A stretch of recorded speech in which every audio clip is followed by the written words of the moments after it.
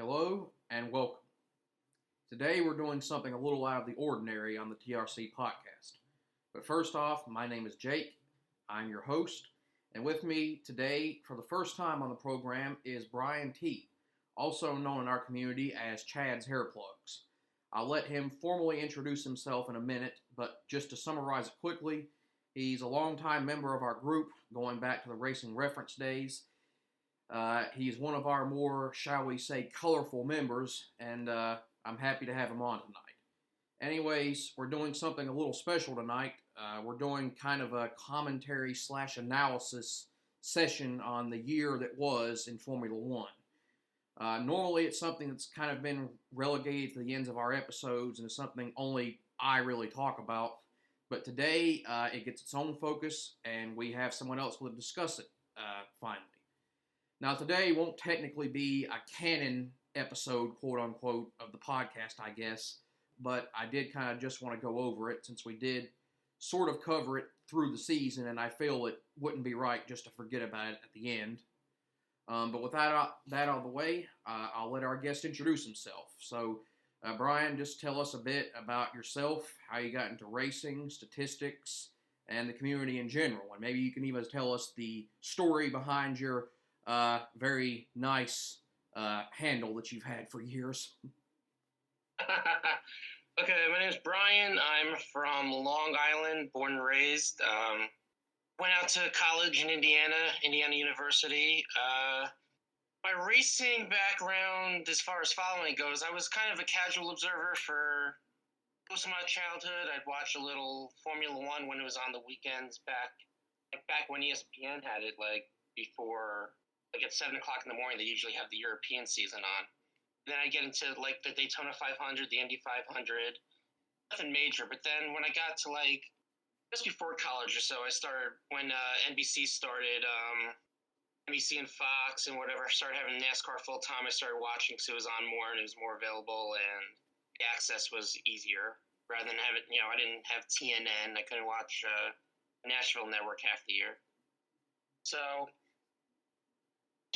basically, I just watched it then. I got into point systems because when you're watching, when NASCAR has always had that, what was it called, the Latford system, where basically if you crashed, your season was over because... That was the famed system that was written on a napkin in a bar. Oh, yeah, it's a napkin in a bar, yeah. As opposed to the Formula One system for eons, which was 9, 6, 4, 3, 2, we're done. Yeah, exactly. Yeah, so I got interested in what ifs when you start looking at the years that went by in all different types of series, as far as guys that seem to drive better but get worse results, and vice versa. When Bill Elliott won 11 or 12 races in 1985 and lost by plenty. Same thing with Jeff Gordon a couple times. Same thing at Formula One where somebody would finish second or third overall because they finished 4 races, while a guy who finished 9 or 10 because he finished third or fourth instead of winning ended up, being far down. It was just something interesting, something curious. Yeah. And what was the other thing? My name? Yeah, sure, if you want to. Chad's Hair Plugs came from Chad Knaus, the famed crew chief extraordinaire for Jimmy Johnson. Yeah. And when I started following NASCAR more hardcore in the early 2000s and he came about, he was balding like guys do when they get older. And then all of a sudden, when Jimmy started winning all the time, he magically had hair. A full head of hair. And he was the only guy on pit road who wouldn't wear a hat because he had his fresh new hair. So I presume that the success of their team came from his hair plugs. So hence the name. Yeah. Yeah, that was very interesting. It's it didn't seem to improve his attitude any, but anyways, yeah, you used to always have some colorful nicknames too. I remember you used to, well, you still do, I think, once in a while, just not as often now because he's retired. But he used to, I think, call Jimmy, what was it, Dos Jotas? Dos Jotas. That's off of the Dos Equis beer brand. Oh yeah. It's Jimmy Johnson's JJ. And Hoda is one of the few things I remember from taking Spanish a couple of years. Oh. Is that J is Jota, Jota. And since they had Dos Equis had that campaign of the most interesting man in the world, and Jimmy is the most boring man in the world, so it made sense. Yeah. Yeah, we definitely have kind of. I mean, we've never been like particularly like close or best friends or anything, but we did kind of over the years kind of bonded over our mutual kind of respect, but also distaste for Jimmy's dominance back in the day. And well, we're kind of some of the only guys that still have hung on to our bitterness as the years have gone by, and Jimmy's now retired, and we wish him the best in his life and all that, but as far as racing goes, yeah, we're both glad that that era is gone now. Yeah, we'll see how much that project that he thinks he's going to have with Petty now comes to fruition if he decides he wants to run another race. Yeah, he's won everything. What the hell does he need to do? Just get out of the way. Yeah, yeah, exactly. But anyways, it's not like he has to win the 500 like a couple people we could mention. Yeah, or something else like that, Yeah. Yeah. Well, anyways, we hope to maybe have you again, I don't know, maybe some point next year to talk about NASCAR, because obviously that's our main passion. But tonight, we're here to talk about F1. I'm one of, I think, only about 3 or 4 people in the community that really follow it closely, you being one of the others, and Charlie also kind of follows it too. We hope to maybe have him on someday, but he wasn't available for this. I think Sean sort of follows it, but other than that, I can't really think of anybody offhand that is really... Our 2 Canadian friends, that's pretty much it. Yeah, exactly. Chris and Ferris, I think they are, yeah. Oh, yeah, I don't know. I wonder if that's just because there's, I guess they're down to 1 Canadian driver. Yeah. I don't know if Stroll leaves, if they're going to give up on it too or not. Yeah, and I will admit that I haven't always been the most stringent of F1 followers, especially when I was growing up. But I did start to really get into it again last year when we finally had a competitive battle for the title for the first time in a long time with Max Verstappen and Lewis Hamilton. And then this year I watched pretty much, I think, every race. Even if I didn't see it live, I watched it on tape delay, and I know that you watch the majority of them when you can. And so I'll just I'll preface this by saying that one thing we will not be talking about is any of the controversies or anything that's gone on in the sport or whatsoever over the last year. I mean, everyone that has even a tangential knowledge of F1, I think, knows what I'm talking about. Like, one particular controversy that happened right around this time last year at the end of the 2021 season, but also just a lot of the general things that you always get in F1 and its culture, and just there's a lot of it that's just really, really toxic, and it's one thing that, in my opinion, keeps it from being in the same echelon of motorsports as NASCAR for me, and why I prefer it. But we're not here to talk about any of that or, dwell on anything negative. If you want to hear about that, there's plenty of other places that you can go. But I don't really care to speak about it, and I know you don't either. So we're just here to talk about analysis and just general thoughts on the on-track action. So to be honest, I didn't really think through a good plan on where to start. So why don't you just kind of give us some general thoughts on the season, and I'll maybe follow. I'll try to be a little chronological because, Yeah, sure. The way this season went, it was like, Max Verstappen. All right, that's it. We're done. Let's go home. No, but there was a new car to start the year. That was interesting. They had new regulations as far as, I don't know what specifically. They kept the hybrid engine. They kept most of what we're used to seeing, but it seemed that first few races... They brought back ground effects for the first time since the 80s, was the big thing. Yeah. Porpoising. Yeah. And it seemed like the cars with Ferrari engines and the Red Bulls seemed to have a big advantage going in. And Ferrari, for at least like the first couple months, seemed like they were going to actually supplant Mercedes and give the Red Bulls a challenge at both the driver and constructor title. I mean, that Saudi Arabia race, the end there between Max and Charles was pretty freaking good. And then it seemed about what was it, like May or so, around Monaco, the Ferrari fell freaking apart in multiple facets. They had what was it, the pit road miscues. They had strategy miscues. I think Sainz needed a new engine every other race. And Leclerc had that spin in France that kind of like really was the beginning of the end as far as like the championships went. And then what was it, about just before or just after the summer break, they got rid of the porpoising for the most part. Still a little bumpiness, but it wasn't as pronounced as it was at the beginning of the year.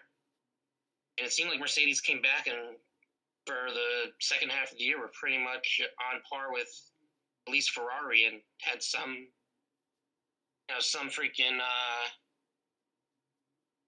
we're looking up here. Hold on a second. Yeah, they basically came back, and if Lewis hadn't had that DNF yesterday, they probably may have taken second place from Ferrari. Do you have anything to add on what I said so far?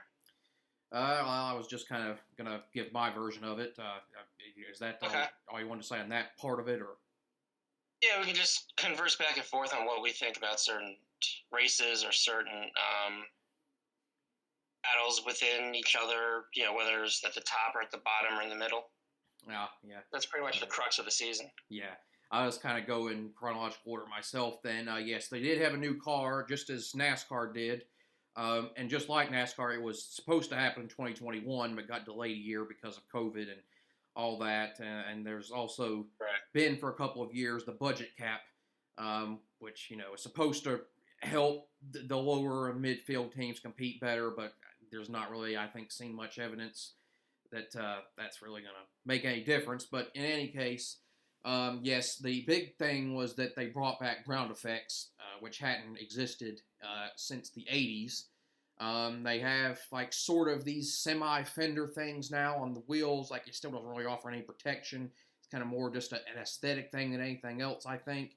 But they have those, and the wheels are a bit different. The tires are a bit different. There was other changes, I think, also, but I just can't really remember off the top of my head what they were. And some regulation changes. And, at the start of the year, it was definitely quite a shock, quite a change from what we'd been seeing, where last year it was pretty much mostly a two-person or team battle between Red Bull and Mercedes, which occasionally you had like a couple little periods there where you'd have where McLaren kind of were fast, and then other random events here, but most of the time it was just a two-team affair. And this time it was apparent from testing that it was going to be a lot different this time around. Red Bull being one of the fastest teams wasn't a surprise, but Ferrari, after one just absolutely miserable season in 2020, and then a pretty mediocre one by their standards in 2021, they seemed to be back in testing, and they were showing a lot of speed. But as you and I both know from watching over the years, this is something that kind of seems to happen a lot with Ferrari, where they get hyped a bunch in the preseason, and everyone claims, that they're going to be back, and then, the actual returns are wildly varying, but they looked fast in testing and looked like they were going to be a real threat to Max and Red Bull this year. And of course, Mercedes looked way off the pace from what they'd been really ever since the hybrid era started. They were genuinely a midfield team in testing. By the time that the actual race started, that it was time to go lights out of Bahrain, they kind of improved it to where they were a very distant third behind Red Bull and Ferrari, but they definitely were not in the same league with them competitively. And so at the start of the year, I would say that it was pretty much an even battle between them. Ferrari might have been just slightly faster, and it was very apparent from the first race of the season that this was going to be a different kind of year. And it was a very good first race, even though technically there weren't any lead changes. I remember Max and Charles actually swapped the lead, it seemed like 5 or 6 different times, before Max finally had a mechanical failure.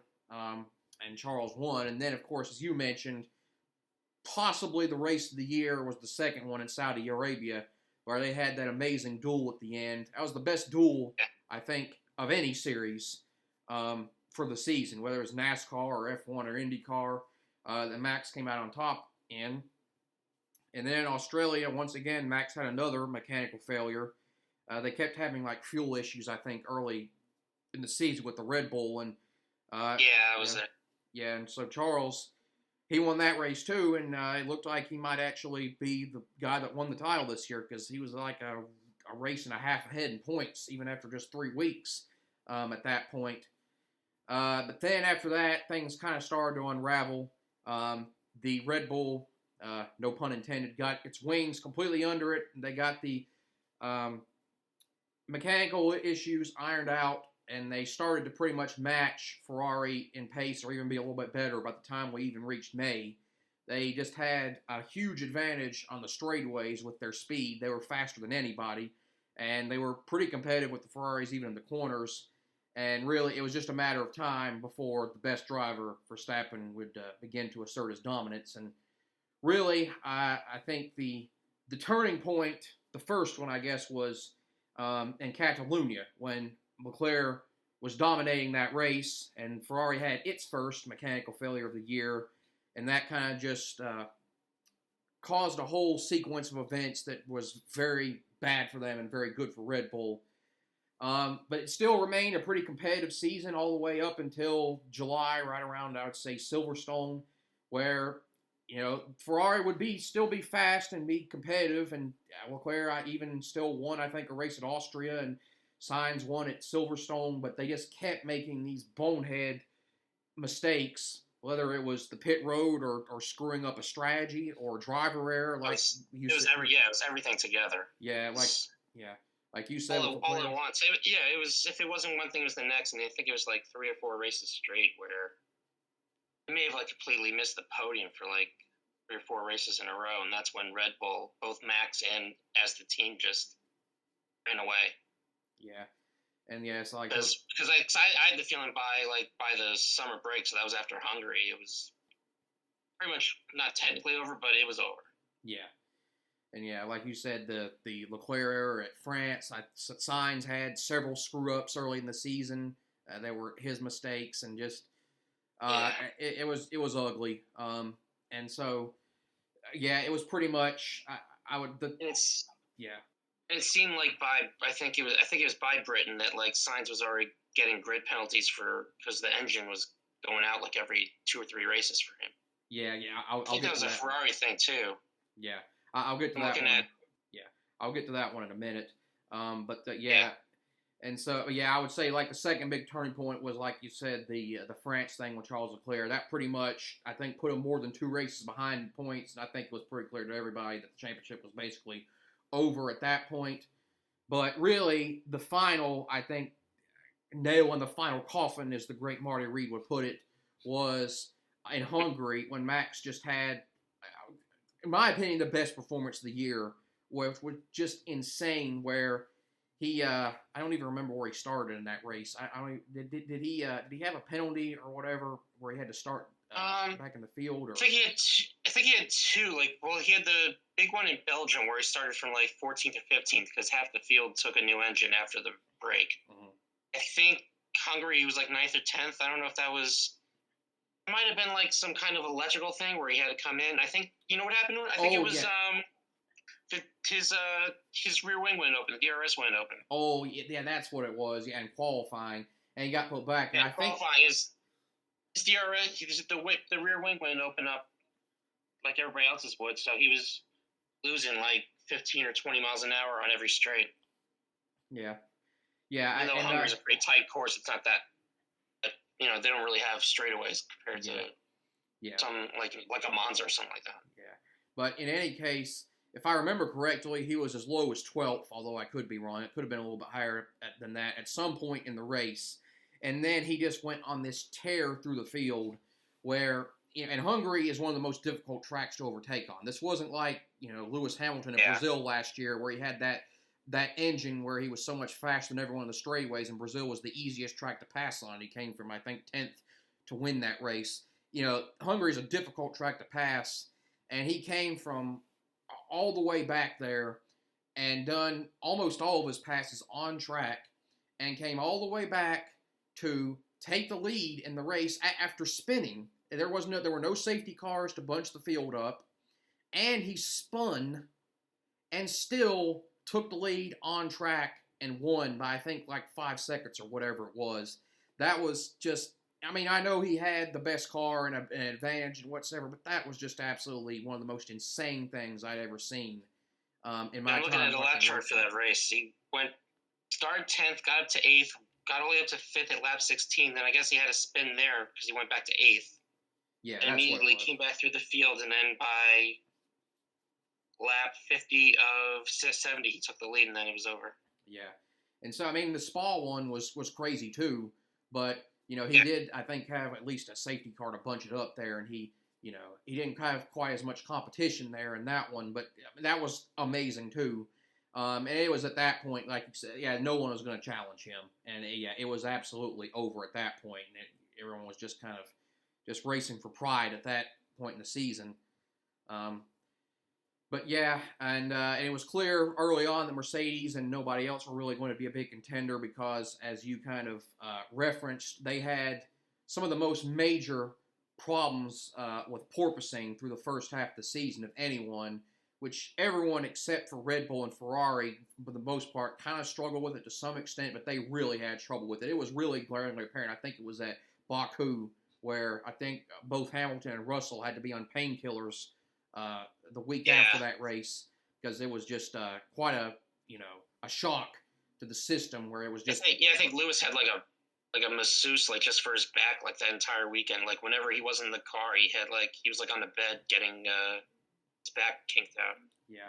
Yeah, and as you said, they did get the ship right in the second half of the break after they got their upgrades and got rid of the porpoising, and they were just about even with Ferrari for most of the second half of the season, and even had races where they were competitive with Red Bull, like at Brazil and other events.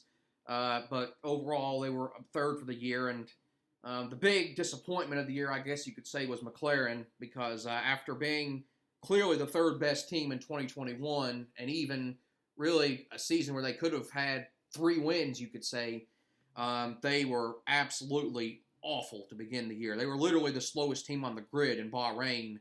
And the teams with Mercedes engines, not just Williams, but Aston Martin as well, they were all terrible. And that's where, when you look at the final standings, if you watch like the second half of the year, you see like Alfa Romeo and you see Haas with all these points. Like, how the hell did they do that? Mm-hmm. Just because the first like third of the year, so Ferrari engines compared to the Mercedes engines, at least, were just far superior. Like, remember the first race at Bahrain, like Haas, I think both Haas's made the third round of qualifying, and they, like, in 2020 and 2021, they didn't even, like, sniff at getting out of Q1. Mm. Like, they needed, like, cars to crash to get out of Q1. Yeah. I think Magnussen and Schumacher were starting pretty high, and at least Magnussen was getting points, like, the first 3 or 4 races. Yeah, and this was after, like, the last 2 years, they'd been a total meme just of a team. Like, the worst team by far on the grid. So there was the famous website mazesp.in for Mazepin. Mm. It was literally just a guy that clipped every single spin that he had during that season. Mm. And things happened, and Magnus got in the car, and performance-wise, they became somewhat respectable for the season. Yeah. But it was pronounced with the problems that the Mercedes teams were having, the engine teams. Yeah. And as you kind of alluded to, Alfa Romeo was very fast to start the season. Like, I couldn't believe the speed and kind of results that Bottas was getting in his new ride for the first part of the year. It kind of tapered off later, but still, they had a very respectable year, probably one of the best seasons that they've had in the sport. And the first and second halves are glaring for them. I think after, let me look it up here, the constructors. I think like after, I want to say Canada or Britain, they had like 50 points, and they ended the season with 54 or 55. Like anything bad that could happen to Alfa Romeo happened in the second half of the year, whether it was that terrible accident Zhao had at Britain. Oh, like, I think Bottas had like 3 or 4 DNFs in a row. Like, one was a crash, one was an engine, one was like some other mechanical failure. It was just whatever could go wrong did go wrong. For all the good luck they had in the first half, it just like catapulted to terrible in the second half. Yeah, and I'm trying to think of like the other teams. Like, unfortunately, kind of sadly, after being somewhat respectable in 2021, in their first season without their legendary founder, the late great Frank Williams,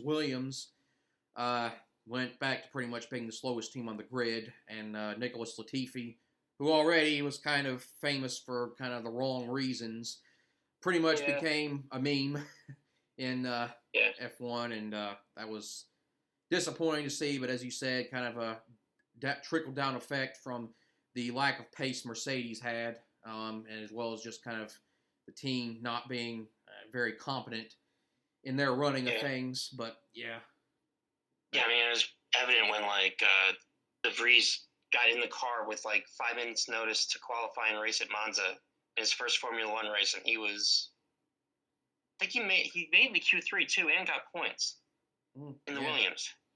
Yeah.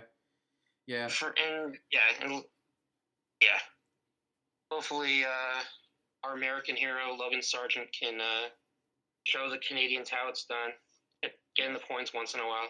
Yeah. At the end, Williams made that official today. I saw a tweet. Yeah, they did. Yeah, at the end of the year, those rumors that like Toto was gonna hire Mick Schumacher and force Williams to take him on, I guess was just, somebody in Mick's camp's dream. Yeah, at the end, we still have kind of time. I'll maybe let you kind of go over like some of the prospect talk or any of that, because I don't keep up with any of that myself personally. You got the wrong person for that too. Well, okay, I barely. It's sad to say the only time I ever see anything F2 is when when there's a terrible crash or something that like gets viral.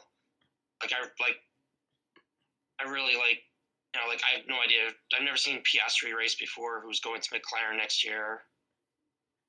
Who else is new? Hulkenberg's back for the millionth time. Just like the most boring choice you could possibly have. And I did see De Vries obviously in the Italian Grand Prix. He showed some promise. Going to AlphaTauri.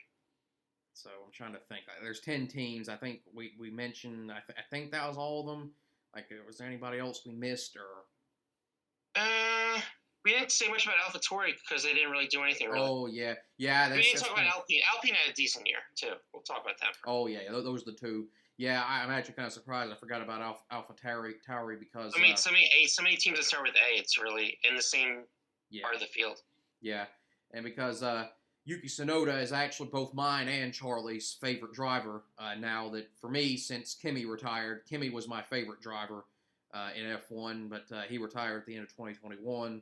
And so I guess... Was that because of his F1 talents or his NASCAR Craftsman Truck Series career? Well, I like Kimi from way back. I just... he's great. Yeah, he is. But yeah, Tsunoda is kind of like my favorite driver in the field now, even though he can be all over the place and chaotic. And no, I don't think he's that great of a driver, but I do think he's maybe better than people give him credit for.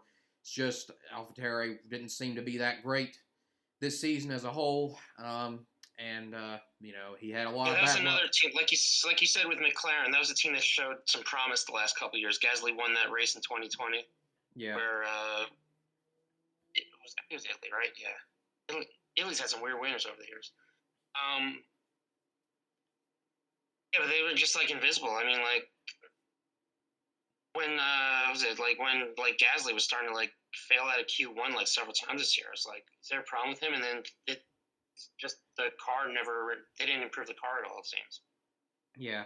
I don't know if that's But yeah, and and it seemed like every time that Yuki did have a good race, something would happen to him, like especially Baku, where he had his best run of the season. He was running 6th, right, ready to get a good haul of points.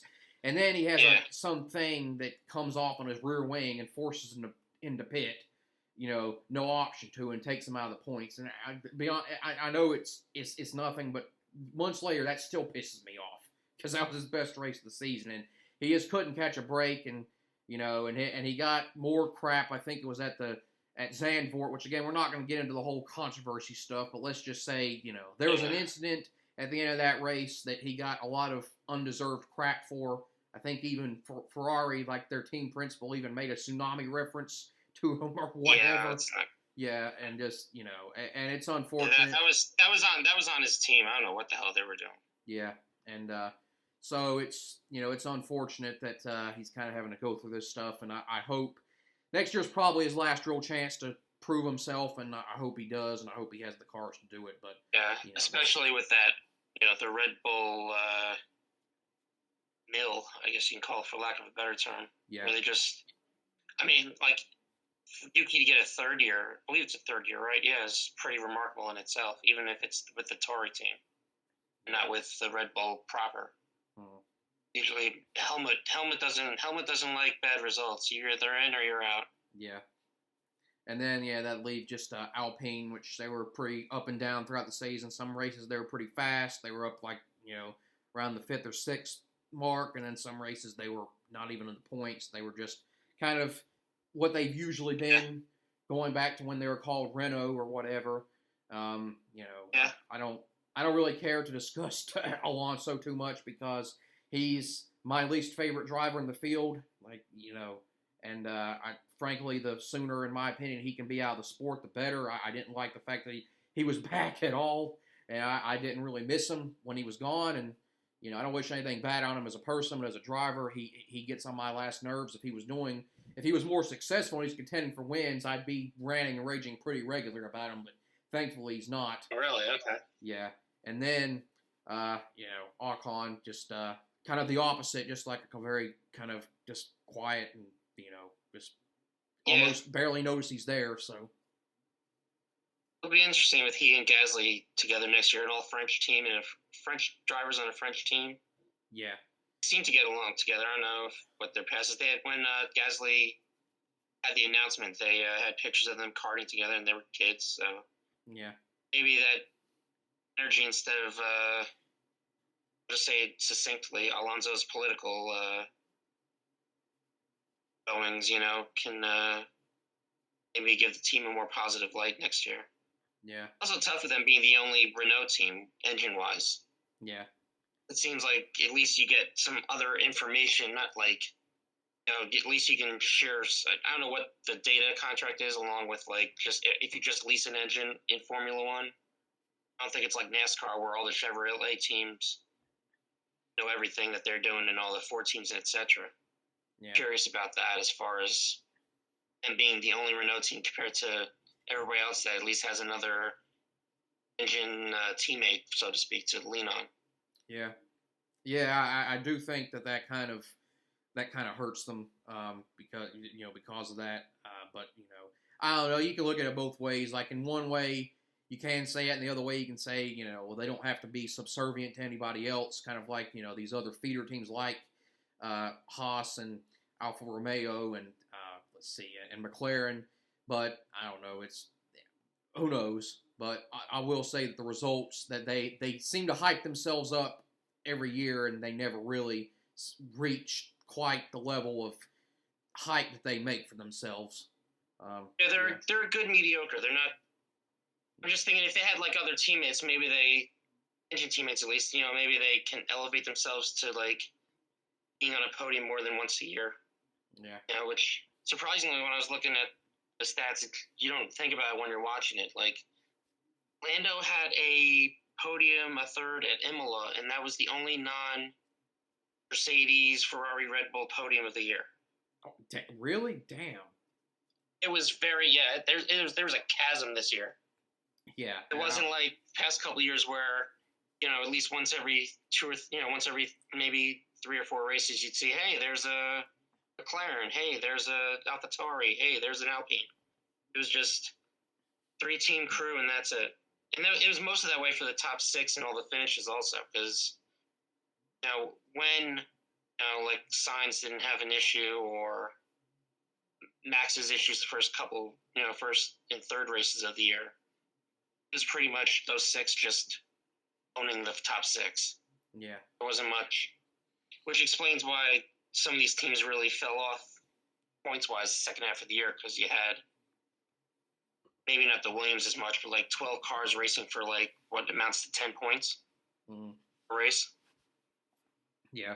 I was getting ready to kind of go on to the drivers on an individual level, but that actually brings me to a point that I was going to make earlier and I forgot about, that the new car, in one sense, I guess you could say that it accomplished its goal of making the field more competitive, which it was, in addition to, I think, the budget cap. It was supposed to be kind of a two-pronged thing. It did make the teams at the back of the field not as bad as they were or far behind, and did kind of make things more compacted in the midfield. But at the front, really, I think you could argue that it hurt the parity at the front, because even though, the last, in 2021, it was pretty much Red Bulls and Mercedes about every race, you did have at least that 2 or 3 race stretch where McLaren was legitimately the fastest team, and you had other, events where something happened to another one of the top teams. You could see someone else like AlphaTauri or Alpine step in, and take advantage of it, and have, flashes where you'd have, a team like, like Alfa Romeo have like a 5th or 6th place run out of nowhere, but we didn't really see any of that this year, especially. Yeah, the only time that happened was like the beginning of the year when the Ferrari engine was the superior engine. Yeah, exactly. And then that's when you saw the random Haas and the Alfa Romeo run up, not near a podium, but probably like 5th or 6th, as you were saying. But after that, probably after they got back to Europe for the first time and they were able to reassess their cars and have earlier upgrades rather than the big overhaul they usually have over summer break, that's when it seemed to separate, and that was the end of the underdogs. Yeah, and unfortunately, I kind of felt like I could see it coming at the start, but I wanted to try to be kind of optimistic about it. But the proof is in the pudding, and it doesn't automatically, I guess, mean that it's going to be this way, from now on. But I'm not going to count on that really getting any better. It was a change that I think was needed, and the sport needed to progress forward. But the sad fact of it at the end of the day is that F1, it's about technological innovation much more than it is about on-track racing and competition, and it kind of always has been that way, and that's always going to take a back seat. And because of that, you'll still have the best drivers that, for the most part, do the best, and there will still be that aspect to it. But at the end of the day, I just don't really see anything changing the kind of thing that we have going with the big three that's been this way for I don't know how long now, and that's unfortunate. But you just gotta try to make the best of it. I will say that even though the parity was not as good, this was probably the best season of on-track racing of F1 I had seen in a long time. And that was the other goal with the new car, was to get rid of that, get as much of the wake away as possible, the aero drag, the push, or whatever you call it, so that when you got within a second and it wasn't a DRS zone, you could actually race behind a car in a corner and not lose, basically lose the car, and just lose 2 seconds. Because back when, once you got within 2 seconds of a car, you were dead. It was just a wake, and unless the car in front of you really screwed up, you were stuck behind with the rest of the race. Yeah, exactly.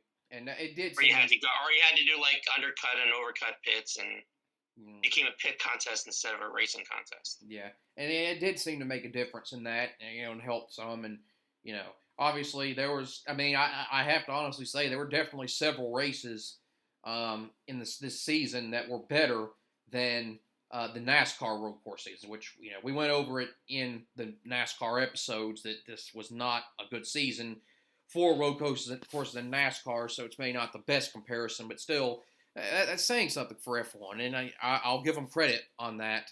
Especially races like Saudi Arabia and Hungary, those were some of the best races that I've ever seen watching F1, and I will give them credit on that. It would just be nice if we could kind of get both those things together, but who knows? We'll see what the future has to offer. But anyways, so I just kind of wanted to get into the individual. We went over the teams. We'll just kind of go on individual, and I'll start with Max. like you could say that he had both simultaneously an underrated and overrated season. His season, you could say is overrated in the sense that if you look at the statistics and even the eye test for, I would say probably the first 2/3 of the year would tell you that he actually was not as dominant as he was in 2021 because up until I think as late as July, right around Silverstone, Charles was either leading the field in laps led or was right with Max up until that point. Pretty even. Yeah. And then after that, of course, Max, started to dominate right around that point, Hungary and Spa and whatever, and he took off and led the vast majority of the laps in the second half of the season. But even then, he still led less laps than he did in 2021 and had a lesser gap than Charles had over Charles than he had over Lewis in 2021, amazingly. Which, again, I'm not going to get into the whole controversy thing and all that, but I'll just say if that doesn't prove to you that he was not a worthy champion, that he was a worthy champion in 2021, then I don't know what else could, but whatever. I'm not going to get into a whole thing about that. And Charles actually, believe it or not, led more laps than Lewis did in 2021 as well. He led 310. I believe Max led 626, which it still ended up being a pretty big advantage for Max in the end. But overall, he wasn't as dominant as he was in 2021. So in that sense, you could kind of say it was overrated because he did pretty much win just about every race that he was in contention for, except for Silverstone, where he got a bad break running over a piece of debris. He wasn't going to win the 2 races that he had the mechanical failures in early in the year anyways. And so he pretty much maxed out. Sorry, say again? He was like 3rd or 4th in each of those. It wasn't. Yeah. It was like Carlos and Leclerc and Sainz were both 1-2 in those races when Max fell out. Yeah, exactly. And so, and you have to give him credit for that. That's not. He was clutch, and he took advantage of his opportunities, and so you can't fault him for that. But just looking at it from an analytical perspective, I wasn't as impressed with this season as I was last year. Even if he did obviously have, I think, a couple of performances that were individually more impressive. But in the other sense, you could say it was underrated because of the fact that he only actually won 7 poles this year, despite the car advantage that he had. Yet he won 15 races, which was a record. I forgot to say, the previous record was 13 for the season, and he won 15. Now, he did have more races to do it in, so... Percentage-wise, I think I looked it up, like, percentage-wise, I think it was 3rd. I think the Schumacher's 13-win season was, like, 76%, and then Vettel's 13-win season was, like, I think his was like 68.5, and then Max's this year was 68%, something like that. Yeah. It's up in the top. Yeah, it's like up there. Yeah. Even when you use a percentage or you use a total number. Yeah, 2004, obviously, that was the greatest season in F1 history, in my opinion. That's when Michael won 13 out of 18 races, and he won 12 of the first 13, and really the only... He clinched. Yeah, he clinched before summer break. No, it wasn't before summer break, but it was still very early. It was after. Okay, Spa. I thought it was. I'll look it up with 4 races to go. Out of my own curiosity. That was after they changed from the 10-6 to the 10-8, so it was more difficult to clinch early. Maybe I was thinking. Maybe you know what I'm thinking. Maybe of 2001 or 2002. 2002. Like the last year 2002 was the one. That's the one where he clinched at Mangicourt in July. Yeah, that's one. I think that's the one I'm thinking of then. Yeah, that's when they had the old 10-6 system, and there was a bit of a gap. Yeah, whatever the last year of the 10-6 was. Yeah, that's what it was, 2002. Yeah, in 2004, he clinched the championship after Spa, and, the only reason that there's any question mark of that being the best F1 season ever was just the fact that he pretty much went on vacation after he won the title. But, yeah, that's just an aside, we're kind of getting off the tracks here, but in talking about this season...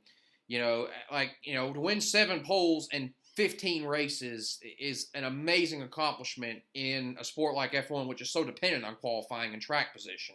Now, obviously, he got fortunate in some races where Ferrari screwed up or Charles made a mistake or whatever. It has to be said. But still, anybody that really, you can not like his, person. But as a driver, to me, I think anyone that would dispute that Max is the best driver in the sport right now. I just don't see it. Charles is good. He's really good. I mean, to me, there's no one that can do a single lap faster than Charles Leclerc, as evidenced by his 11 poles. Like, I think he has some of the best single lap speed I've ever seen, but over the course of a race, when you go lap by lap, Max just has everybody licked. I think that's as much, maybe not as much, but a little bit, I think it still has to do with the Ferrari being a great car for ideal conditions, whether, nobody in front of you, nobody behind you, 1 or 2 laps, fresh tires, no gas. But then once you add the fuel, you have to run a whole tire set, run on hard tires instead of like super softs, and have to deal with traffic. I think that's when not just Max, but also the Red Bull car gained its superiority. Yeah. We saw throughout the whole year in qualifying, just towards the end of the year, that Ferrari versus Red Bull, just for one lap in an ideal situation, was even or even better. But as far as like a car that can last the entire race, and that's how Mercedes caught up to Ferrari as well. Exactly. Yeah, and so one other thing. I'm sorry. No, sorry. One other thing about Max's 21 versus 22 seasons, and I don't remember. I remember this like basically every other race in 2021 as compared to 2022, where they have the point for fastest lap, and there was such a chasm between either Lewis and Max, or whoever was second of the two versus third place, where they were able to come in and get a free pit stop to run the fastest lap at the end of the race. And this season, I don't really remember that much, if it ever happened at all. It might have happened like for 8th or something like that. Yeah. But like the leader didn't come in with 3 laps to go and get a set of tires because they were up 45 seconds. Yeah, second place was so far behind first and so far ahead of third that they could come in and do likewise as well. Yeah, just as a little aside, I just want to say I was very glad for that we heard very little about the fastest lap or whatever this year, because I think that's one of the dumbest rules in F1. It's silly. When they brought that back. But I understand what they were doing. But this year, it was organic. It was, for the most part. There might have been a race or two where it wasn't, where somebody gamed the system. But in 2020 and 2021, it was absurd that, like, it seemed like every race or every other race, it wasn't a race. So it just came in and had a qualifying contest to end the race, essentially. Yeah, exactly. And I understand what they were doing for what they were trying to go for it. They were trying to like make a nod to history, where that used to be a big deal and a big accomplishment in races, decades ago, and they used to give the fastest lap point. But today it's just a completely different thing. You can't compare it. It is not at all about who's really the fastest or can cut the fastest lap. It became a thing, especially last year. It was glaringly just obvious and irritating, where it was literally just a thing where you had everyone have these big gaps in one another, where these teams could get, as you said, the free pit stops, and just whoever took fresh tires the last got the fastest lap. Like, that's just, it doesn't get any more cheesy than that. And I'm glad that it didn't end up deciding the championship, or what. I hope that it never does, because that's a really stupid thing. That just and you can't talk to people about it, because it's a game, it's a real thing. No, it's not. It's got nothing to do with actually being the fastest or whatever. So I wish they'd get rid of it, but they're probably not going to. If they must do it, to me, I think the best thing to do would be fastest average lap, if you must do it. Best thing would just be to get rid of it completely, but whatever. That's off topic. Can I go off topic? One more thing, just while we're on it. Yeah, sure. Go ahead. About sprint races. Oh yeah. Where the first year it felt alright because it was just the top 3 and it was a couple of points. Now they're giving out 8, 7. So they're giving out almost as many points as they are for the race for these sprint races. Where it's almost like NASCAR with their stages now, where there's going to be a circumstance soon where the winner is not going to get the most points. It's going to be, here's Max. He only finished 4th in the things or whatever. It's going to be silly. Yeah, Now, that's Especially one with how thing. much Formula One considers winning the race the ultimate priority.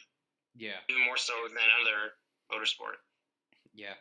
And so, yeah, that's one thing that most people do agree on, thankfully. That nobody really likes them. It's very obviously just a money grab. The thing, I mean, I could get on board with them a little more if it just weren't the fact that just about all of them has sucked. Like this last one that they had at Brazil. Nobody wants to wreck their car for freaking Sunday over like 3 points. Yeah, exactly. Like this one that they had. And it ruined Magnussen's first pole, damn it. Yeah. That was Biggest annoying. pole ever. He didn't get it because they had a sprint race the next day and he fell like a lead balloon.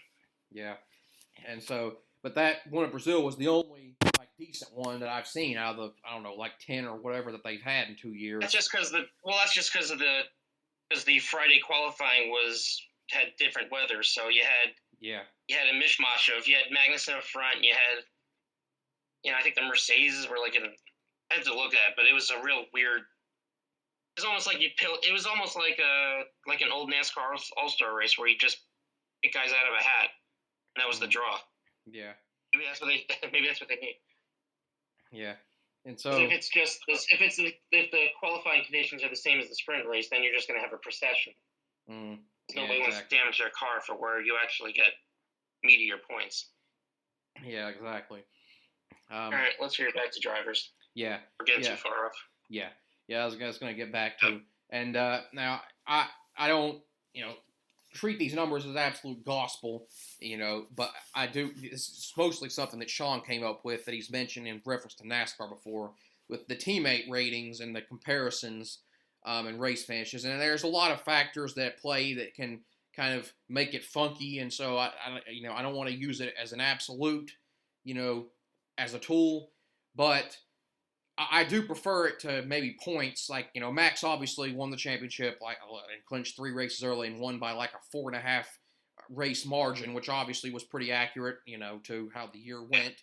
But teammate-wise, he didn't sweep Sergio Perez this year like he did last year, where he went 16-0 against him. But this year, he still was a very impressive, I think it was 14-3. In race finishes. I'm talking about races where they both finished. Where they're classified, yeah. Yeah, and he beat him 14-3 this year. He's 27-3 against him as a teammate overall for 2 years, which is just unbelievable. And so, to me, that is just another signifier to me of him being the best. And then, as far as Sergio goes, this was definitely a better season for him than 2021 was. Of course, I think he was benefited certainly by the fact that Red Bull was more ahead of the field than they were, if they were at all, last year.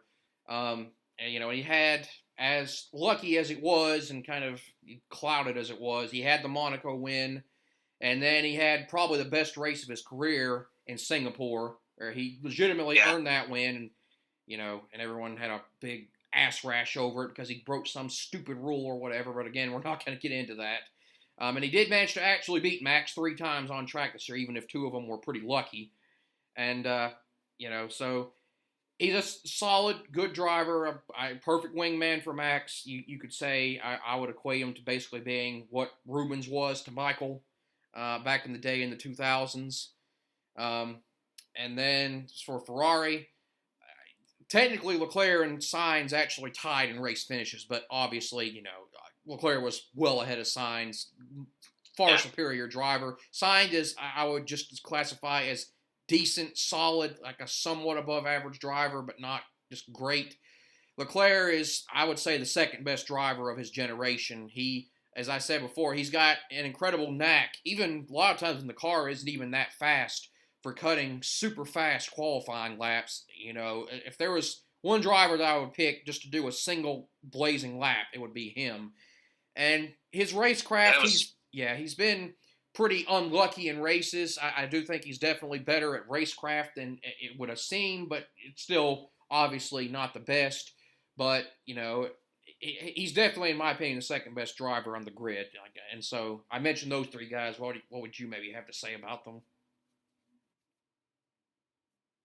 I always wonder if Charles Leclerc would be better if he had a different crew. Not necessarily a different car, but just a competent, crew that knew about strategy, that wasn't trying to be the smartest team in the room and have plan F or plan W instead of just having a plan A that works for once. Yeah. Yeah, Maybe Ferrari. they use different letters. Maybe F is Italian for A. I don't know. Yeah. Yeah, it just seems that it seems like he can have the best car and the best qualifying and all that, but that it seems like he's fighting another battle with his own team in some of these races where, Max was in the position to win them, but I mean, Charles Leclerc, if he had a team that knew when to change tires and what tires to change to half of these times, he may have had a couple more wins this year, especially early on. Yeah, and so, yeah, I would trying to think. Oh yeah, what I was going to say was, yeah, Ferrari. It's not really a coincidence that they pretty much went downhill as a team right after Ross Brawn left and started his own team, which eventually became Mercedes. Which, Ross Brawn, is an asshole. He was behind a lot of, unseemly things that Ferrari did, and I don't particularly care for him, but you have to admit he was amazing at running a team. And he had Ferrari as the most dominant team probably in F1 history, or at least modern F1 history, in the 2000s before he left. And ever since then, it's just been, even when the cars have been fast, it's been a total clown show. And that's why there's these rumors that Binotto is going to be out, which I don't know, there hasn't been any substance to that yet, but it wouldn't surprise me. And I think that they do definitely need a change at this point. Yeah, but who are they going to replace him with? Just whoever was second in line Ferrari? It's not. Yeah. And besides, like, we talk about Braun, and I guess John Todt would be part of that too. I don't know his lineage as much. But besides that, and that's when they had their best success in the last 25, 30 years, they don't go outside their little village, Maranello, to hire their chief people, their principal, and their head engineers and all that stuff. Yeah. Anyways, and what about Perez and Sainz? How would you kind of assess?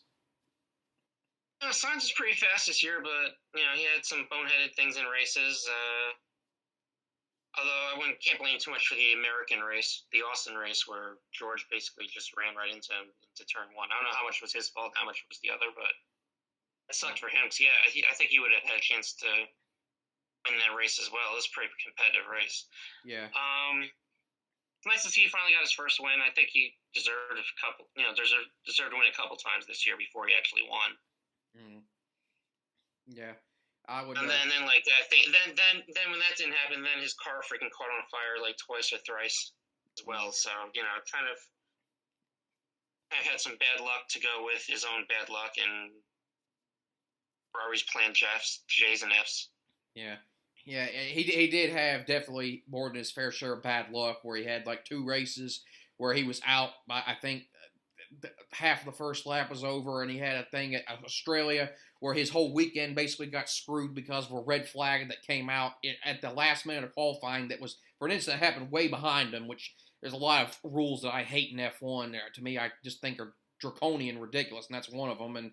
And of course, like you mentioned, his car, I think, caught on fire while he was running well at Austria, and the U.S. thing. But he definitely did have a lot of his own mistakes, too, that kind of hurt him. And he's more prone to the mistakes than his teammate is, certainly, and that also hurts him. But both of them had a lot of bad luck that, made them not look as great as they really were. Yeah, and for Perez, he's been, I guess, the best second driver for Red Bulls, at least since Max became the number one. Yeah, well, for sure. Definitely better than like Albon, or I think Gasly had a year there. I think I'm missing somebody too. It seemed like it was a different driver a year until Perez finally shut up. Yeah, well, Gasly was for the first half of 2019 where he was awful, and then they put Albon in mid-season, and then he was that for the rest of that year and for 2020, and then it was Perez last year until now. That's the way it was. But yeah, that's pretty much how I would summarize it as well. I'm trying to think of what was.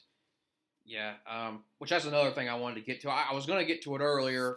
I don't want to get too off topic, here, but a couple of things. Like I talked about the rules, mentioned it there, like the red flag rule and all. Like, there's several rules in F1 that really bug me. Like another big one is the track limits thing. Like that just drives me insane.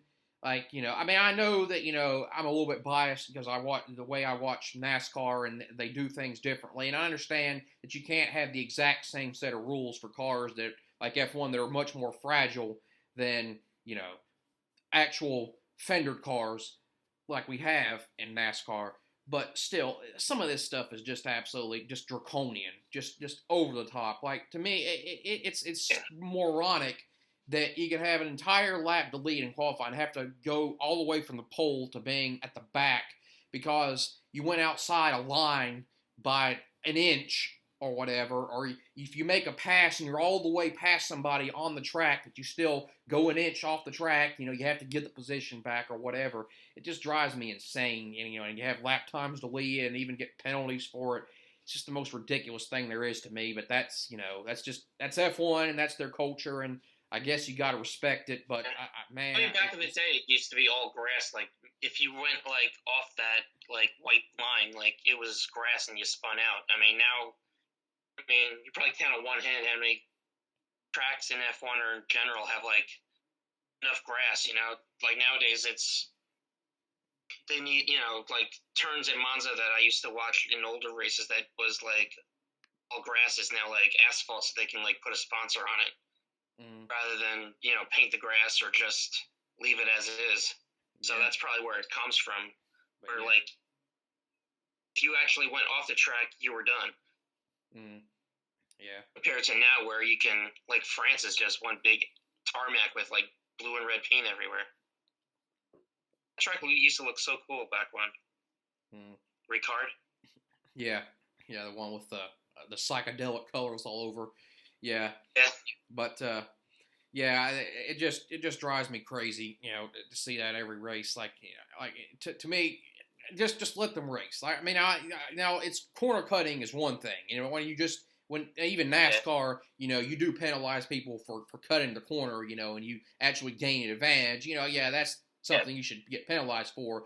But you go off the track, especially when you lose ground. Like that's the worst one to me. Is when that's silly. Where when you go, there are some corners that go, there's asphalt that's exceedingly wide, and you can like almost flat out make the turn, and then use like an extra 100 yards to like get around. So kind of like as if you would use like a high line in NASCAR.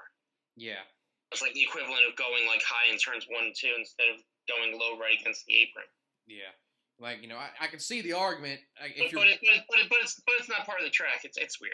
Yeah, exactly. Like, I could see it if you're gaining ground on somebody and you're getting an advantage from it. But when you're not even gaining and you're even losing, it's just whatever. But enough about that. And then the other one, you've mentioned it a couple of times. The other one I think is stupid is this whole thing now where these teams have to change engines like 3 or 4 times a year at least, and automatically get grid penalties, and like qualifying doesn't even matter for that weekend. It's a big deal, especially if you're not one of the very top teams, where it pretty much can just screw your whole race. And it's the weekend's over before it even starts for these, MGU, I guess, penalties or however there's like 6 or 7 different components when I looked at it, and actually, it was like most of the Mercedes teams actually were pretty stringent on that. Like there's like a 3 penalty. I think Lewis, George, and Lando are the only ones that took 4 of all the Mercedes teams, and that's just 1 extra. Yeah. Whereas Red Bulls and the AlphaTauris took 5, 5, 6, 6, and all the Ferraris were like 6 for Leclerc, 6 for Sainz, 6 for Bottas, 6 for Zhou, 6 for Magnussen, 5 for Schumacher. It's just the internal combustion engine. There's like 7 or 8 different parts. Yeah. And which, it's one thing, again, if you have, you have a failure or whatever during a weekend, in every rotor sport, you go to the back when that happens. But these, like, planned out, changes and penalties that happen, that like the predetermined ones that go on through the year, it just, again, I just don't understand. It just goes against everything in me, I guess, as a motorsport fan. You know, and it didn't used to be this way either. That's a new thing. You know, this hasn't gone in history. It's probably part of the cost cap though, because those engines are ridiculously expensive and all the components now. Yeah. Well, I mean, yeah. So and although it's pretty silly, I think they've kept the same. They kept the same limit, but they keep adding races. So when do we get to go to a fourth one for free? Yeah. Well, see, I mean, you know, and I get that part of it, but to me, like, what you should do is just have a set point or set points in the season where everybody just changes at the same time, and that way, you know, there's no penalties, no one has an advantage. That creates another situation, not only where, you know, you have the penalties, but you also get a situation where some teams have an advantage because they have a fresher engine that's got more power than others, you know, and so it's not, you know, a fair race. And so just have everyone, you know, change at the same time, different points throughout the year, and then you don't have this problem. But again, I guess that just makes too much sense. But that's enough ranting. You know, I mean, there's a lot of reasons why I prefer NASCAR over F1, but we're not here. This is not, I promise, not a trash F1 show. We are here to actually discuss it constructively, and so, yeah. And we made it all the way to the Mercedes guys. We're 4 drivers in. Yeah. Well, I don't intend on really going into depth on all the drivers, but, you know, we'll mention. We just go quick. George had a really nice year. Yeah. First year Mercedes. Yeah. Well, I was going to mention. Yeah, go ahead. Kind of asserted himself, made sure that, you know, as Lewis is in the twilight of his career, that he becomes the next guy. Really consistent. He was like 4.53, 4.53, 5.34. Then he was part of the accident in Britain that I don't think he had much damage. He actually got out of the car because he thought freaking Zhu was, like, you know, heaven forbid, dead. So once he got out of the car, he can't go back in. So that was the DNF. Like, his car was fine, but he, like, was trying to be a good Samaritan and got penalized for it. Yeah.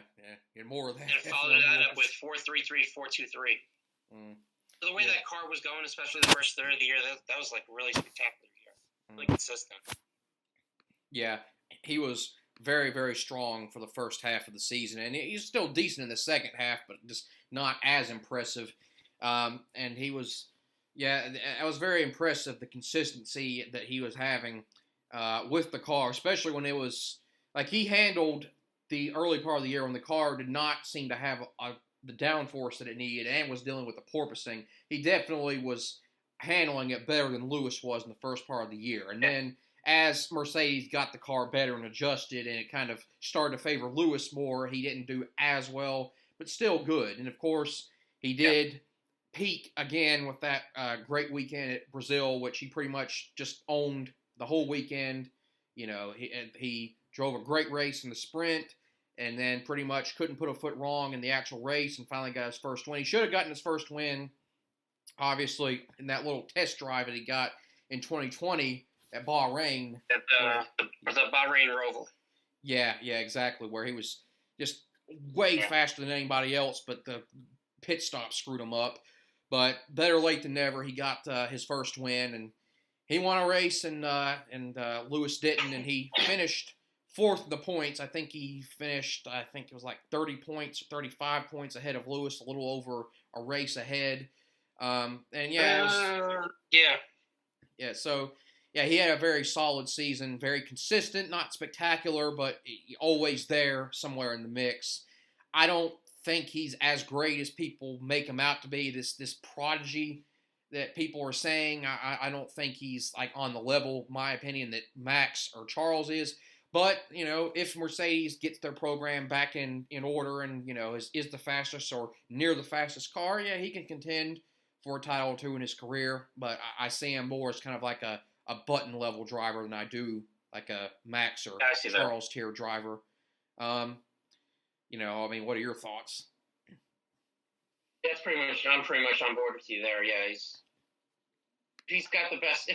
If Mercedes are back to 2014 to 2020 level, he can win a title in that car. But I don't know if I see that happening immediately, or, you know, things change a lot in Formula One. So we'll see if he stays at Mercedes for the long term, or if he feels like he can win a title but somewhere else and tries to whatever's good at the time. That's years from now. Yeah, which leads us to Lewis, and obviously, I'm not like a big fan of Lewis, of course, but you have to respect, and admire all he's accomplished in the sport and where he came from, and I don't just like his personality, but it's more really his fans that annoy me than him himself. Like he's just kind of just mildly. And us having to watch Sky every week. Yeah, exactly. Yeah, like we talked about this at the very beginning. It goes back to like late 2000s Jimmy with us, where it wasn't.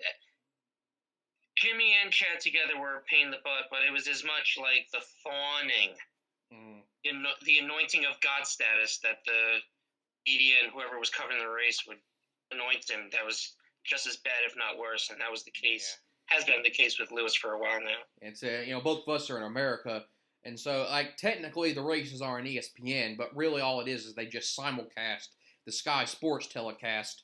I missed the days. Even though I didn't really watch much, I really missed the days that we had just a few years ago when NBC were covering the races, and we had Lee Diffie and that crew covering them. To me, that was a lot more. Did you see that tweet that I saw the other day? I put it in the Formula One chat.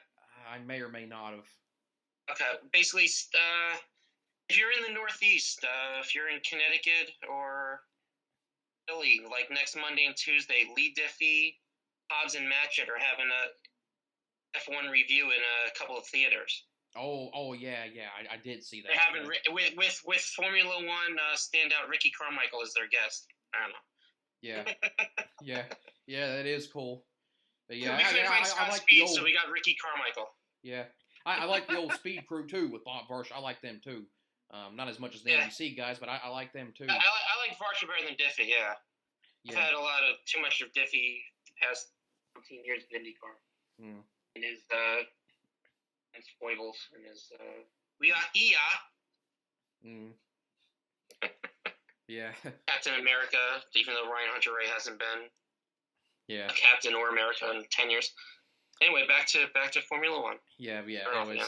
Back to Lewis, and his fans and all that, which again, millionth time, I'm not going to get into all that, but as far as the season goes, I mean, candidly, like objectively, there really wasn't much, if any, difference between him and performance-wise with Russell throughout the year, even though the points look, like he was pretty different. It's just Russell, especially in the first half of the year, kind of had more races where he had better luck than Lewis. Like Lewis had some races where Russell would, have a good start and get ahead, and Lewis would kind of be stuck behind in like a DRS train or whatever. He'd get shuffled out on strategy, whatever. And that's why that was a hit. Yeah, and so Russell actually started off the season. He actually had a stretch where he won 6 races in a row against Lewis at one point, which was, the big one in my mind.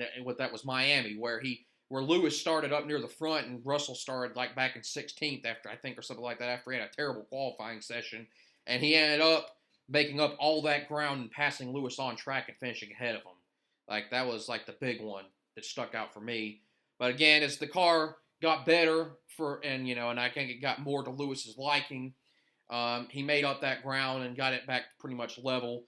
And at the end, technically with Russell winning Brazil and then Lewis having the mechanical failure at Brazil, it marked only the 3rd time in his career that he lost a head-to-head to a teammate. And I'm not talking about the points.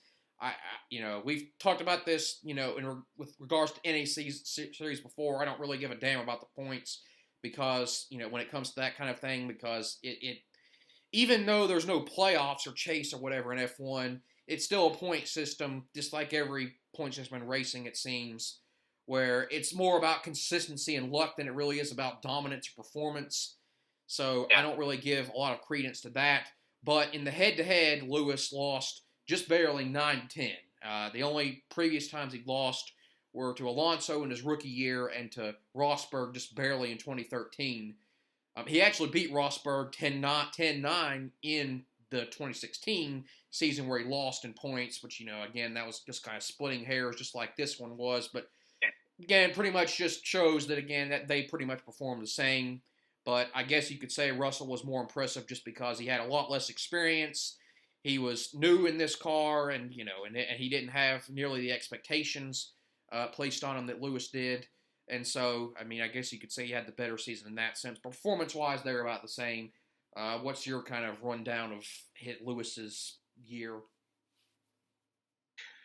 Yeah, to me, Lewis's year without a win or two was similar to like when Vettel had his dominant Red Bull run, where Lewis wasn't going to win the title, but he was always there. He was respectable. He wasn't like running for like the last point or the last position in the points or anything like that. Except that his teammate this year wasn't like a Hecky Kovalainen or something like that, where he was leagues better. It was somebody who could race with him, qualifying and for position on track. Mm-hmm. Yeah, he was. I was going to say on that point. I actually went over. I'm not going to go over all of them, but I went over actually some statistics of teammate records last night. And I was doing them for some of the legends, and I did Lewis's. Found some pretty interesting things. He was 65-24 against Bottas, which that's a 73% win percentage. Which it was high, but not incredible, but pretty high as you would expect it to be. And then obviously he was 9-10 against Russell, which, and he's 146-83 overall, going all the way back to his rookie year, which that's a 63% win percentage. Which again, that's not as high as maybe you would expect, but he has had some really great teammates like Alonso and I wouldn't say Rosberg was great, but certainly he was a pretty good driver that was worthy of winning a title. And so that's why it's not as high maybe as you would expect. But just wanted to throw that little statistic that took me probably about a half hour work to do last night. But that pretty much, he first year where he didn't win a race, and whatever you think of him, you have to admit that 15 years in a row was with a win, start your career is pretty amazing, which matched the record that Michael had. Michael won 15 races, won a race in his first 15 full-time seasons as well. So that tied the record, and I assume will probably end up tied all time for that record. But he had a solid, not amazing, but decent year. Could have, with a break, won a race or two, but after all the luck that he had in his previous seasons, I'm not really crying about it, but, whatever. There's always next year. I don't think next year is going to be his last year, because I think all the signs are that he is going to want to sign a new contract with Mercedes or all that. But as far as how many competitive years he has left or how many years he's going to maybe be even or beating Russell, who knows? I don't know where his focus is going to be long term, but it just, we'll just have to wait on that. See, next season's going to be like 9 months long of races. So we'll see if he, once you've done just about everything you can do, unless he really wants to like be the first to win 8 titles. Otherwise, it's like, wonder how much you still want to be part of the grind, even if you're making obscene amounts of money. Mm-hmm. Yeah, and I'm not going to really go over a lot with like the remaining drivers and all that, because we said we were only going to do a half-hour show when we went on for an hour 20 minutes now, so I don't want to go on have an obscenely long show where we just go into like the arcane stuff and in depth with every driver in the field. But I will mention that's like those are the 6, as we said before, that like did the lion's share of the podiums and accomplishments this year. So I mean, really, you just. But I did. But each guy, and just if you remember something that stood out, we'll just say it. Yeah, but I did want to mention undoubtedly, like we mentioned teams, but as far as drivers go, the disappointment of the year, which absolutely have to be Daniel Ricciardo. I hate to say that because everybody loves him. I like him too. He's not my favorite driver, but he's one of my favorite drivers. It's hard not to love his personality. He's just so likable. Earnhardt, come on. Yeah, so not and he's the big NASCAR booster in F1. I mean, he drove the Earnhardt car at Austin last year. He likes to drive the number 3. He did in the past because he was an Earnhardt fan. I mean, what's not to like about the guy? But unfortunately, on the track, he's pretty much he's pretty much become just a meme at this point. And I hate to say that. Like, this guy legitimately was a top 3 driver when he was at Red Bull in the early part of his career. But, this year, I mean, he wasn't doing very well even in 2021. He got spanked pretty hard by Lando that year. But this year is like 2 steps down from that. I mean, he was just... Yeah, it showed in qualifying. It was like Lando would comfortably get in the top 10, except for that first couple of races where McLaren were just garbage. Other than that, like, Lando would get into Q3 every time without an issue, and Ricciardo was barely getting out of Q1, if that. Yeah, and in the races... Once you start in that hole in Formula 1, you get into the race, and you got to hope for a bunch of DNFs and, guys falling over themselves just to get into the points if you start, 17th, 18th every race. Yeah, and so... And there was that, and then, like, in the races, not only was he slow in the races, but he was quite a weapon in them. I think he had several, like, just really stupid, dumb incidents that, that you never used to see him make. Like, even... Desperation. Like, even guys like Tsunoda or rookies that, you don't see... Mistakes you don't even see them make that he was making. And, like, he was just out of control, reckless at times. And it was real. I don't know what is going on with him, whether it's like a physical thing or a mental thing, or whether he's just checked out or mentally of the sport. Is he like 35 now or so? Or whatever. I don't remember. But I'll look up real quick. I can look up 2 seconds, but yeah. But he just, it's bizarre to see what a different driver he is from what he was even as recent as 4 years ago when he was, competitive with Max as a teammate. And now he's just a joke, like one of the worst, legitimately was one of the worst drivers on the grid this year, not even accounting for equipment. Yeah. Like, it's just sad. I don't really, there's no explanation for it. And unfortunately, pretty much, unless something really changes, he's out of the sport, basically, because technically now he's Red Bull's reserve driver, which means he's not really a driver at all. And I hate it, but I mean, he kind of did it to himself between his performance and some of the choices he's made, and I don't really know much more what to say about it. That's pretty much the crux of it. If they're, and the last guy I was kind of just going to mention in that category, like, I wouldn't really even call him a disappointment because I don't think there was really that much to disappoint about, but Lance Stroll, he needs to be out of the sport. Like, I'm not even going to go into detail about it, but the man is a menace. After actually looking halfway decent for a couple of years, like tolerable, he went back to being... Yeah, he looked serviceable for a while, and then he as well just, like... He looked as bad as ever, and, like, he caused, like, a really super dangerous and avoidable incident at the U.S. Grand Prix with Alonso, and then he did possibly an even dumber move at Brazil in the sprint race, not even the actual race with Vettel. He basically did the same thing. To his teammate. In the sprint race or in the race with Vettel, he did the same thing. And to his teammate, which in F1, that's a big deal. Which, in other sports, it's not such a big thing, but, your F1, that's very, extremely uncouth to do something like that to your teammate in F1, And that was one of the actual tracks with grass on the side, so Vettel was two wheels in the grass, and thankfully he had enough wherewithal and car control to avoid, calamity. But that move was, I think, even dumber than the Alonso one. Yeah, but I'm not going to dwell too long on it because there's really not. Yeah, that's enough for Stroll. Yeah, I don't have much desire to really talk about him. He's a prime example of a daddy's money driver, and he needs to be out of the sport. But eventually he will be. It just may not be as soon as we like. But yeah, I was going to get to then probably the last guy that we maybe should talk about and mention is Vettel.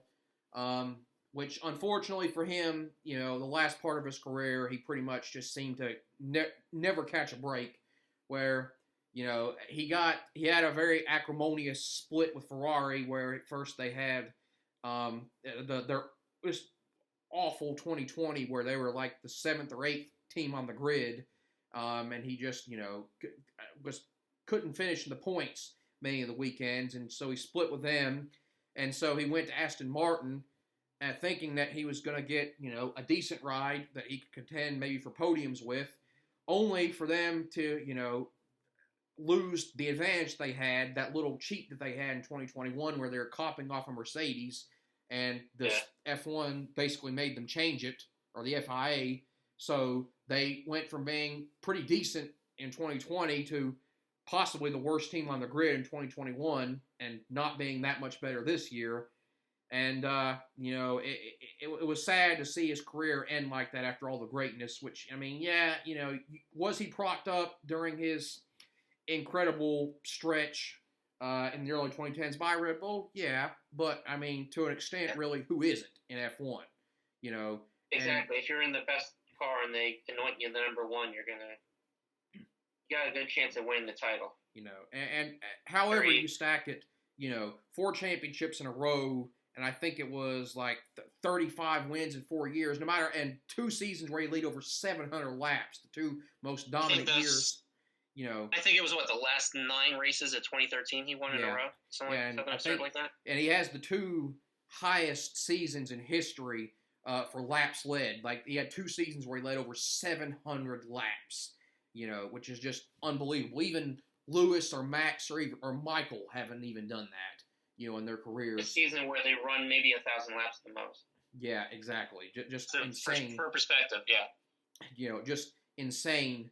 And really, I mean, he didn't do badly at Ferrari at all. Like his 2015 and that pretty slow Ferrari car that he had where he won 3 races, finished 3rd in the standings, you could maybe even argue was 2nd or 3rd most impressive year of his career. And then, like, he was in contention for both the championship in both 2017 and 2018, but, unfortunately, he didn't really come through in the clutch. He made some mistakes, and he wasn't the mentally strongest of drivers, it has to be said. And he did I don't think he was going to win those championships anyways, but what chances he did have, he kind of, threw away, unfortunately. And then in 2019, by that time, it was pretty clear that Leclerc was going to be the new guy, the new, person that was going to take over for the team from that point on, and he wasn't really going to be the number 1 anymore. And like I said, he got pretty much trapped in the situation with Aston Martin. But after what was a pretty miserable first half of the year, after pretty much coincidentally, he pretty much announced that he was going to retire at the end of the season, he really picked it up. I mean, he was legitimately, you could make an argument that adjusting for equipment, he was the best or even second best driver in the last part of the year. It was really something to see. Was that Vettel? Yeah. Yeah. It seemed to have, once he announced his retirement, you get that kind of, vigor, let me at least show I still have something before I go. Yeah, he had that race in Austin where if he hadn't had the bad pit stop, he could have finished 5th or 6th, where, he led some laps. Yeah, he led a lap or 2. Yeah, it was amazing. Yeah, and a couple other races, and he had that Japan race where he had the great duel with Alonso where he hung on by a whisker at the end. And then, of course, this race, he should have finished higher in this race too, but Aston Martin, combination of slow pit stops and poor strategy held him back, but he still managed to scrape out a point when he probably I think his case, I think they went with a 1 stop for some reason, while everybody else around him had 2, and he still cost him trying to catch up at the end. Yeah, he still managed to scrape out a point where, that he probably had no business having, and he, after not really beating him by that much the previous year, he really thoroughly whipped Stroll this year, and he was... Yeah, it was nice. It's sad to see him go, but I'm glad that he at least was able to go out with his head held pretty high, which not every driver, even legendary driver, can say. Certainly went out better than Michael did, in 2012 when his Mercedes stint and some of these other guys that have raced. So, glad to see that. And, in his earlier years, he could be, kind of arrogant and unlikable, and kind of the way Max is, because Max almost. In both cases, they both started in Formula One in Grand Prix when they were 17 years old or something. Yeah, and that's part of it. Like his first championship, I think he was 20 or 21. Yeah, exactly. And you see that, and especially you're the world champion at 21 years old. Of course, you're going to be a bit of a a D. I don't know if you want me to curse or say anything like that. But it's all right. But be a dickhead. There we go. Yeah. I mean, trying to keep it calm. Yeah, and that was a thing where he had all the famous battles and tiffs with Weber, in those years during the title run. And then, but as time went on and, he grew and matured, he became somebody that pretty much everybody liked. Like at the end, you can almost kind of say like he was like everybody's uncle on the grid almost. Like he had that kind of, friendly, I don't know, dad or whatever quality at the end. Yeah. And it was quite a turnaround, in 10 years to see him go from, kind of this sort of punk that, everyone was annoyed by and wanted to see stop dominating to what it was. But I always kind of found him likable, to be honest, because even in his dominant days, he had personality, that you don't really see. You didn't see like Schumacher or even Hamilton really have this kind of humor and kind of wit that he had. Like even back then, he was entertaining, and you could, even if he could be a little bit cocky, he still had some good qualities. And see, I'm trying to think. Let's see what else was I gonna say. And then I've always found it creepy, like I always said, like one of the last races he won, I think it was actually in Austin, at Texas, when he won in 2013. I think it was his next to last win for Red Bull in that title run, where he literally said on the radio, "Let's enjoy this, guys. It may not last. It's not going to last forever." And lo and behold, like the next year, that's when the hybrid engine was like right around the turn. So that's kind of I think everybody had a hunch that was coming to an end. And then the next year he doesn't win a race, and he never gets back. He goes to Ferrari, and then he never gets back to the top. I mean, like that's almost it almost creeps me out to hear that. But it also does kind of show me that even when he was dominant, he did appreciate the success he had. You could tell it meant a lot to him. And, he wasn't just some drone where, he'd win a race and then it's like, oh, yeah, whatever. It's just all business, whatever. Like, you could tell how much it meant to him. He was very emotional, and I always have kind of a soft spot and an appreciation for that. And it's just impossible, like with Ricardo at this point, to not like the guy. And, everyone's going to miss him. It's sad to see him go, but that's kind of how it is. I do hope that this is the real end for him, that he doesn't try to, come back and do some other thing where he just, circles the drain. You don't want to see him do like a Project 91 race once? I wouldn't mind next year, like a year after, just for a try. Well, I wouldn't mind seeing that, but I'm talking about F1. Maybe he waits. Maybe he waits through. Maybe he goes through next year and sees who else does it and see if it has any success. But I don't think going by Kimi Räikkönen and going out in 20 laps is going to be a good barometer. Mm-hmm. Yeah, maybe a couple years from now, Well, yeah. This is like a one-off. Picks a track he wants to go to. Yeah. Well, yeah. I got nothing against that. I'm sure he'll like spot in for like 24-hour races and stuff. Yeah. Well, yeah. Go to Le Mans, go to Daytona, maybe. Yeah. I got nothing against that. I was just talking about. Yeah, F1. you don't want to come back and like drive the Haas in 2 years or something like that. Yeah, I was just talking F1. Yeah, I don't have any problem with it. I'd like to see him do a Project 91 race or something like that. But, in F1, I do hope this is it, where he just doesn't have this thing where he comes back in a couple of years and then just circles the drain. Kimi or Fernando, Yeah, exactly. But it would be worse than that, because he wouldn't get that good a ride. I do hope. Unless he saved enough money and got ownership in a team or something, he wouldn't get a good ride. Yeah. Unless Michael Andretti's probably comes true. Yeah. Elusive 11th team. Well, I think that covers just about everything I wanted to. I was going to maybe go over some other little statistics that I've gone over, but we've gone on long enough. We were originally planning on this being about a half-hour show, and now it's like an hour 35. Then we talked, Yeah, but I mean, it was good. It was natural, and we went everywhere we wanted to go, and that's the way I wanted it to be. So exactly. Yeah, but just trying to think. I think any other major tidbits. Yeah. And going back to with the Red Bull success, I mean, it'll be interesting to see with Dietrich passing away just before the U.S. Grand Prix this year.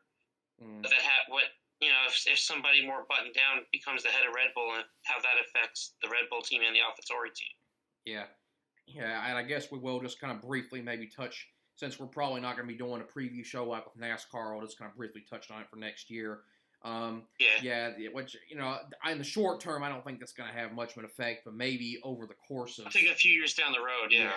Yeah, exactly. You have one company sponsoring as the major sponsor of 4 cars, 2 teams. Now, the founder of that gives us, you don't know what's going to happen. Yeah. And so I kind of expect, just preliminarily, I could be totally wrong, but I kind of ahead of time sort of expect next year to maybe be like a 2012 or 2018 type season where there's not one just really dominant team. There is a team that's the best, but not just head and shoulders above everybody. I think we'll just kind of have a triumvirate of Ferrari, Mercedes, and Red Bull kind of trading places next year's at the top.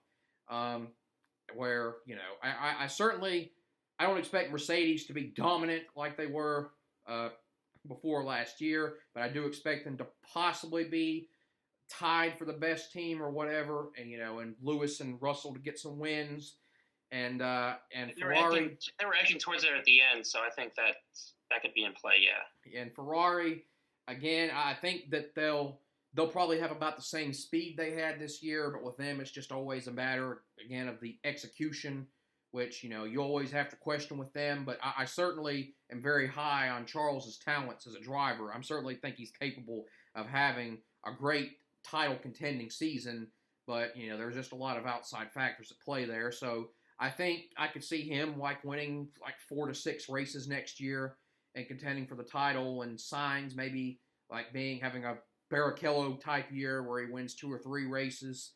And then as for Red Bull, I mean, obviously Max is the man there, and he's going to be the one that's going to, run the show. But I could see Perez getting maybe another win or 2. But to be honest, I kind of expect it to be a down year for him, kind of like Bottas in 2018, where there's so much competition, you'll kind of get lost in the shuffle. But I could be wrong about that. They might use him. If it's going to be so tight at the top, they're going to use Perez as a tool to keep the other guys, off of Max. So maybe, he gets the weird tire strategy. He gets he gets the bottom end of the stick, so to speak, so that, his results aren't going to be as high as they were this year. Yeah, in order to try to get Max a gap against Leclerc or either of the Mercedes if they pick up their program. Yeah, that too. But yeah, and as far as Max, I don't know, I could go with what he could have a season, I think 2010 or 2012 Vettel, where he kind of, has 5 or 6 wins, but doesn't just totally dominate and kind of overdrives and, throw some races away, trying to make up, time where he shouldn't, and it's really close. But it could also be another year where he dominates, where he just is head and shoulders above everybody again and just shows what a great driver he is, where he wins 10 races or whatever, since we've got so many, 24 of them next year. But I that's the part I'm probably least certain about. But I expect Red Bull to be slightly less fast than they were this year, but not much less fast. They obviously had the budget cap allocation thing that they had the problem with, the little infraction. Which they are going to be deducted time for research and development in the future. But as I understand it, the cars are basically 90% done for next year already before that even happened. So I don't foresee, if it's going to affect them, it'll probably affect them more in 2024 than it will next year. Or they don't get to upgrade as much during the season, maybe. That might be the other circumstance. Or possibly that too. But yeah, I expect them to still possibly be the best or tied for the best team, but just not as fast as they were this year. So I think it could be a really good title battle next year, a tight 3-way or 2-way or whatever, but who knows? That's just me spitballing. We're 5 months ahead of the season even starting, haven't even seen a second of testing yet, so, that's just complete conjecture on my part. What do you think? Yeah, we got 3 months to wait. I think the first race is the first weekend in March. Mm-hmm. Yep. So, yeah. See what testing brings. See if any of these new mix and matches that all the other teams have done do anything. See see if the new Alpine or the new McLaren, see if Piastri gives Lando a battle for once, so that they both pick up their game, maybe. Mm. So just so that there's another maybe new face, like it contending for the podium, not necessarily making it all the time, but. Mm. Yeah. So it's De Vries. It's De Vries and Piastri and Sargent are the 3 new guys next year, right? 3 rookies, yeah. Yeah. And then Hulk is in his 4th stint with 4 different teams. I used to like that. I used to like him, but I don't like. It's not like that I don't like him anymore. It's just that it's like. Yeah, he's just worn out his welcome. Some new blood, yeah. We've seen so many times, so many different places that maybe it's not me, it's you. Yeah. All right. So, anyways, we'll have that to look forward to. I'm not gonna promise that next year we're gonna cover it as part of our program next season because I can't promise that I'll always stay into F1. It's kind of more of a kind of wait and see kind of thing. I play it by ear thing where I follow it between just how it's going, how I feel about it, and things going on in my life. NASCAR is always going to be the main priority here, and that's what's going to get the lion's share of the attention. And I'm never sure how much of space is going to be left on the pie plate after all that.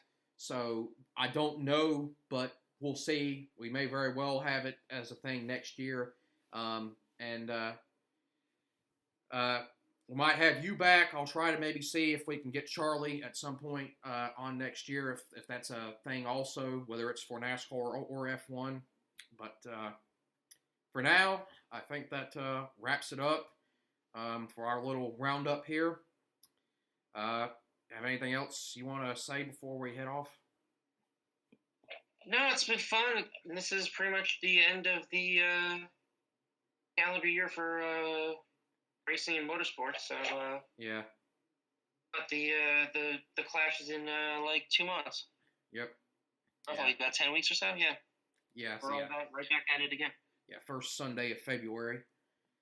Yeah. So, yeah, I'll try to rest up and recuperate mentally as much of that as possible. So, anyways, so that does it for this special edition of the TRC podcast. The podcast usually is me and Ryan being co-hosts, but for today it was just me, the host and producer Jake, and special guest Brian T, aka Chad's Hair Plugs. Thank you, Brian, for being on here with us today and for spicing shows up this episode up. We'll try to see next year if you've got the time. At some point, you can have you on for a NASCAR centric episode. We'd definitely love to hear some more from you at that point. But only time will tell what the future holds. But for now, thank all of you so much for listening. I don't know what other kind of off-season content we might do, or if we'll do any, before it's time for NASCAR to start back up again in February. But if we do, I'm not really going to tell you ahead of time. It's going to be kind of a surprise just like this, because I don't want to just give everything away. But if we do, you'll know about it and you'll hear about it. Be sure to follow us on Twitter at TRC Podcast 1. And subscribe to us on YouTube. Leave a comment. Tell us what you think we could do better or what you liked about it. Thanks for all your support, and we'll see you next time.